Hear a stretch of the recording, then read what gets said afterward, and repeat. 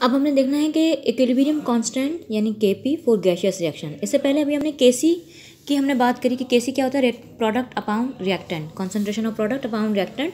अच्छा, ये जो Kc की जो टर्म है वो हम ऐसे रिएक्शंस के लिए इस्तेमाल करते हैं कि जहाँ पर रिएक्टेंट और प्रोडक्ट हमारे या तो लिक्विड हों, गैस, मतलब फॉर एग्जांपल ये एक रिएक्शन है जिसमें A B के साथ रिएक्शन कर रहा है and they are producing C plus D।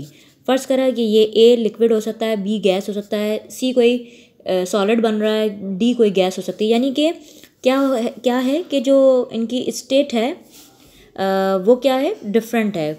Gas भी हो सकता है, लिक्विड भी हो सकता है, ठीक है ना, सॉलिड भी हो सकता है, मिक्सचर ऑफ, यानी कि जो इनकी मटेरियलिस्टिक स्टेट है वो डिफरेंट, फिजिकल स्टेट है जो है वो डिफरेंट हो सकती है। लेकिन अगर कोई रिएक्शन ऐसा हो कि जिसमें रिएक्टेंट भी गैसेस हों और बनने वाली प्रोडक्ट भी गैसेस ही हों, यानी ओवरऑल रिएक्शन कैसा हो, गैसियस रिएक्शन हो, तो फिर वहाँ पर हम इक्विलिब्रियम कांस्टेंट को Kc से नहीं बल्कि Kp से डिनोट करते हैं। यहाँ P is for partial pressure, ठीक है। वहाँ क्योंकि गैसेस को उनके पार्शियल प्रेशर से उनके को मेजर किया जाता है, ठीक है, एट अ स्पेसिफिक टेम्परेचर, किसी ख़ास दर्जा हरारत पर गैस का जो पार्शियल प्रेशर होता है वो उसकी कॉन्सेंट्रेशन के बराबर होता है, प्रोपोर्शनल होता है। इसलिए हम जब अगर कोई कम्प्लीटली, यानी फर्ज करें ये भी गैस है, बी भी गैस है, सी भी गैस है, डी भी गैस है, यानी ओवरऑल कैसा है, गैसियस रिएक्शन है, तो फिर वहाँ पर इसका केसी एक्सप्रेशन नहीं बल्कि फिर हम क्या लिखेंगे,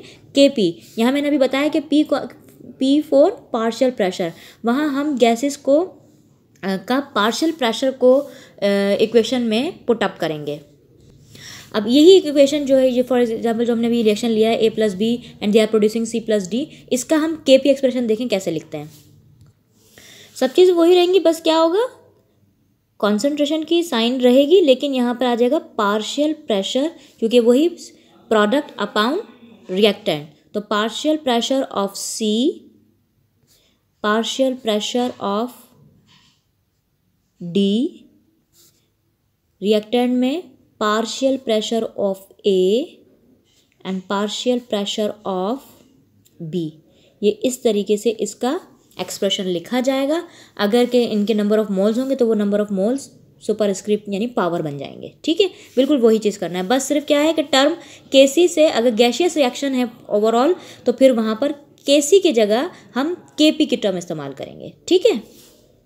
यहाँ एक बात जो कि नोट करने के काबिल है वो ये कि गैस के जो भी नंबर ऑफ मोल्स होते हैं, अभी तो यहाँ पे हमने फॉर एग्जांपल एक ऐसा रिएक्शन लिया जहाँ सबके नंबर 1 मोल थे, लेकिन फर्स्ट कर लें कि अगर इसके 2 मोल्स हों, इसके 2, ठीक है, इसके 2 मोल्स हों और इस जो D बन रहा है उसके भी 2 मोल्स हों, इस तरीके से हमारी कोई प्रोडक्ट बन रही है फॉर एग्जांपल, तो यहाँ पर नंबर ऑफ मोल्स को गैसियस रिएक्शन में नंबर ऑफ वॉल्यूम कंसिडर किया जाता है, ठीक है। गैसियस रिएक्शन में मैं यहाँ लिख देती हूँ इस बात को कि number of moles will be equal to number of volume. यानी हम ये कहेंगे कि भाई देखें 2 वॉल्यूम A के और 1 वॉल्यूम यानी 1 वॉल्यूम B का, तो टोटल वॉल्यूम कितना है रिएक्टेंट साइड पर, 3 वॉल्यूम्स, ठीक है।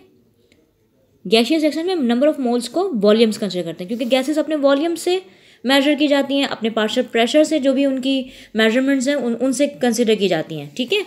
अच्छा, इसी तरीके से C का 1 मोल है यहाँ पे और D के 2 मोल है, तो अब इनको हम क्या कहेंगे कि 1 वॉल्यूम C का और D के भी 2 वॉल्यूम्स, तो टोटल कितना वॉल्यूम हो गया प्रोडक्ट साइड पर, 3 वॉल्यूम, ठीक है। तो ये बात भी नोट करने की है कि गैसियस रिएक्शंस में जो नंबर ऑफ मोल्स होते हैं किसी भी गैस के वो नंबर ऑफ वॉल्यूम कंसिडर करते हैं।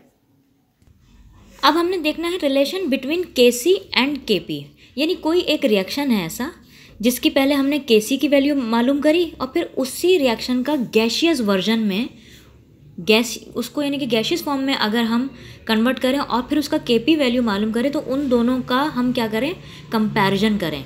इसमें हमने कंपैरिजन करेंगे। अब हम के एक रिएक्शन है उसी की Kc वैल्यू और उसी की हम Kp वैल्यू, यानी एक Kc वैल्यू तो तब जब वो पूरा ओवरऑल गैसियस रिएक्शन ना हो, तो उसकी हमने कैसी वैल्यू मालूम कर ली।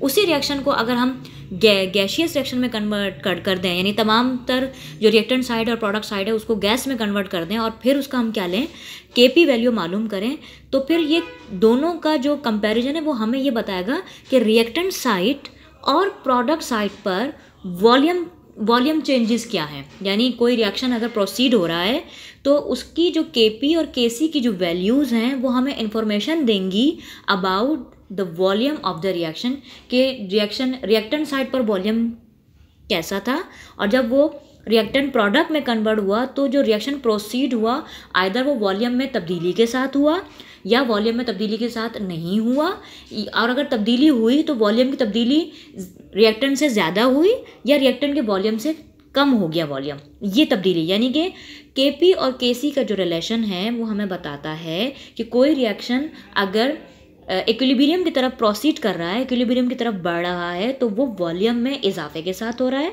या वॉल्यूम में कमी के साथ हो रहा है, या वॉल्यूम रिएक्टेंट इक्विलिब्रियम पर रिएक्टेंट और प्रोडक्ट साइड का वॉल्यूम बराबर है। ठीक है, तो ये हम चीज़ें देखनी है। पहला केस क्या हो सकता है कि किसी रिएक्शन के लिए केपी की वैल्यू बराबर हो सकती है उसकी केसी की वैल्यू से। ठीक है, मतलब अगर कि जब गैशियस फॉर्म में सब चीज़ें हों तब उसकी हम केपी वैल्यू मालूम करें, और अगर गैशियस फॉर्म में ना हो और तब उसकी केसी वैल्यू हम अगर मालूम करें, उन दोनों का कंपैरिजन करें, तो वो हमें इन्फॉर्मेशन देता है कि वॉल्यूम चेंजेस क्या हो रही हैं। ठीक है, तो अगर केपी बराबर है केसी के तो हम इससे ये नतीजा खस कर सकते हैं कि रिएक्टेंट और प्रोडक्ट साइड पर वॉल्यूम में कोई तब्दीली नहीं आई है। मिसाल के तौर पर ये देखिए, यहाँ पर 1 मोल हाइड्रोजन का 1 मोल आयोडीन के साथ रिएक्शन कर 2 मोल्स ऑफ क्या बना रहे हैं, हाइड्रोजन आयोडाइड बना रहे हैं। अब अगर मैं इन सबको गैशियस फॉर्म में कन्वर्ट कर दूँ, यानी ये अगर हम सपोज करें कि सब के सब गैशियस फॉर्म में, तो उसका केपी आ जाएगा। अब अगर इसके केपी की वैल्यू बराबर है केसी के, तो इसका मतलब ये कि रिएक्शन जो है नो वॉल्यूम चेंज के साथ प्रोसीड हो रहा है। आप ये देख भी लें, देखें मैंने अभी आपसे इससे पहले बताया कि जो नंबर ऑफ़ मोल्स होता है, अगर गैशियस रिएक्शन है तो जो नंबर ऑफ़ मोल्स होते हैं किसी भी रिएक्टेंट के या प्रोडक्ट के, तो वो नंबर ऑफ़ वॉल्यूम कंसिडर किए जाते हैं। तो 1 वॉल्यूम हाइड्रोजन का और 1 वॉल्यूम आयोडीन का, टोटल वॉल्यूम रिएक्टेंट साइड पे कितने हो गए, 2 वॉल्यूम्स। यहाँ प्रोडक्ट के कितने बन रहे हैं, 2 मोल्स, मतलब 2 वॉल्यूम, तो प्रोडक्ट साइड पर भी कितने हैं, 2 वॉल्यूम है। ठीक है, तो इसका मकसद है, देखें रिएक्टेंट साइड पर भी वॉल्यूम बराबर है और प्रोडक्ट साइड पर भी वॉल्यूम बराबर है। तो अगर कोई रिएक्शन ऐसा है जिसके लिए केपी बराबर है केसी के, तो हम ये कहते हैं कि ये रिएक्शन जो है विद नो वॉल्यूम चेंज के साथ प्रोसीड हुआ है, यानी रिएक्टेंट और प्रोडक्ट साइड पर कोई वॉल्यूम चेंज नहीं आया है, कोई वॉल्यूम चेंज नहीं आया है। अब दूसरा केस देखिए, केपी इज ग्रेटर दैन केसी, यानी कोई रिएक्शन है उसका गैशियस जो इक्विलिब्रियम कांस्टेंट है उसकी वैल्यू बड़ी आ रही है उसकी नॉन गैशियस इक्विलिब्रियम कांस्टेंट से, केसी से।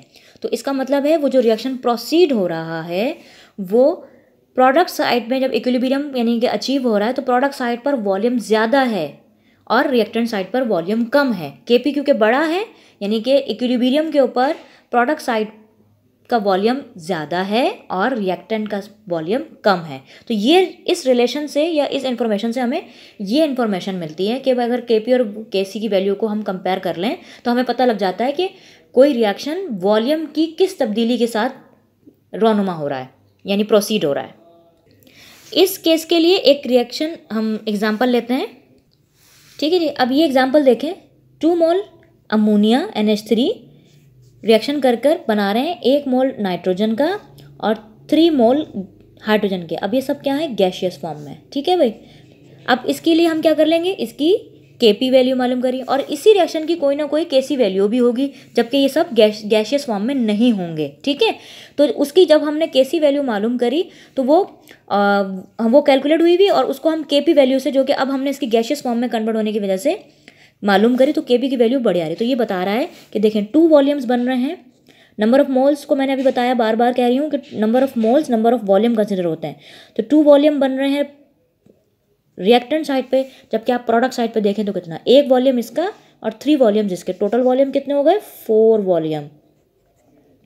ठीक है, तो अब आप देखें ये रिएक्शन वॉल्यूम की किस तब्दीली के साथ हुआ, यानी कि रिएक्टेंट साइड पर वॉल्यूम कम और प्रोडक्ट साइड पर वॉल्यूम ज़्यादा है, तो ये रिएक्शन वॉल्यूम में इजाफे के साथ प्रोसीड हुआ है, तो इसलिए इस बात को हम कहते हैं कि इस रिएक्शन के लिए Kp is greater than Kc। अब तीसरा केस देखिए कि किसी रिएक्शन के लिए Kp is less then Kc, यानी कि Kp की वैल्यू कम है Kc से।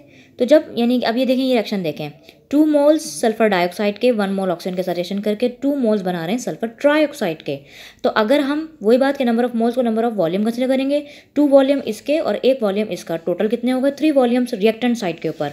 प्रोडक्ट साइड पर कितने वॉल्यूम्स हैं, 2 मोल्स है, इसका मतलब है 2 वॉल्यूम्स हैं। तो इसका मतलब है ये रिएक्शन प्रोसीड हो रहा है with decrease in volume. Product side पर क्या हो रही है, वॉल्यूम कम हो रहा है। तो जब ऐसा कोई रिएक्शन हो कि जहाँ पर आपका गैशियस हालत में उसके Kp की वैल्यू मालूम करेंगे आप, तो ये Kp की लेस देन वैल्यू Kc से हमें इस बात को शो कर रहा है कि वो जो रिएक्शन है वो प्रोडक्ट साइड पर लेस वॉल्यूम के साथ प्रोड्यूस हो रहा है। ठीक है जी, तो ये इन्फॉर्मेशन मिलती है। ये MCQ वगैरह में सवाल आ सकता है इस तरह का कि अगर Kp बराबर हो Kc के, तो ये क्या इन्फॉर्मेशन देता है, ये इन्फॉर्मेशन ये देता है कि there is no change in the reactant and product side, Kp is greater than Kc। Second है, तो इसका मतलब है कि reaction is proceeding with the increase in volume at product side, और अगर Kp is less than the Kc तो it means the reaction is proceeding with the decrease in volume at product side। तो ये information मिलती है और ये MCQ वगैरह में आ जाता है। तो ये रिलेशन आपको पता होना चाहिए बिटवीन Kc एंड Kp, यानी किसी रिएक्शन का अगर हम गैशियस फॉर्म में उसका Kp मालूम करें और नॉन गैशियस फॉर्म में उसका Kc मालूम करें, तो उसका हम कंपैरिजन करें तो हमें उससे ये इन्फॉर्मेशन मिलती है, उसके वॉल्यूम के बारे में इन्फॉर्मेशन मिलती है। ठीक है जी।